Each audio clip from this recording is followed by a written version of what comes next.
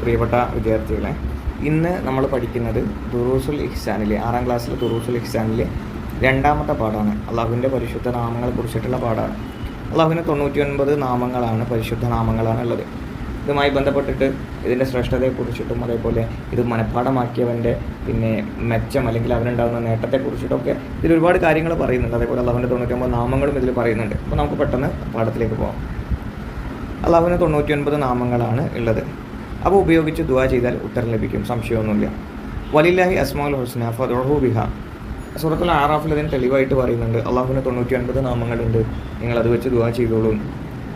പിന്നെ അല്ലെങ്കിൽ ഒരാളിത് മനഃപ്പാഠമാക്കിയാൽ അവനെന്ത് ചെയ്യും? സ്വർഗത്തിൽ പ്രവേശിക്കുകയും ചെയ്യുന്നതിന് വിധങ്ങൾ പറഞ്ഞിട്ടുണ്ട്. 2 ശ്രേഷ്ഠതകൾ പറഞ്ഞു. ഒന്ന്, അസ്മാഉൽ ഹുസ്ന വെച്ചിട്ട് ദുആ ചെയ്താൽ അള്ളാഹു ദുആ സ്വീകരിക്കും. സൂറത്തുൽ ആറാഫ് ഒരായത്തതിന് വേണ്ടി ഉദ്ധരിച്ചിട്ടുണ്ട്. രണ്ടാമത്തത്, ആരെങ്കിലും മനഃപ്പാടാക്കിയാൽ അവൻ സ്വർഗത്ത് കിടക്കുകയും ചെയ്യുന്ന വിധങ്ങൾ പറഞ്ഞിട്ടുണ്ട്. ലാ യഹ്ഫദു അഹദുൻ ഇല്ലാ ദഖലൽ ജന്ന. ഓക്കെ, നമ്മളിവിടെ അള്ളാഹുവിൻ്റെ 99 പേരുകളുമാണ് ഇവിടെ ചർച്ച ചെയ്യുന്നത്. അത് നിങ്ങൾക്ക് ഇതിൽ വായിക്കാൻ കഴിയും. അള്ളാഹു റഹ്മാൻ റഹീം മലിക് ഖുദ്ദൂസ് സലാമു മുഅ്മിൻ എന്ന് പറഞ്ഞിട്ട് 99 പേരുകളും ഇവിടെ എന്ത് ചെയ്യാൻ കഴിയും, കാണാൻ കഴിയും.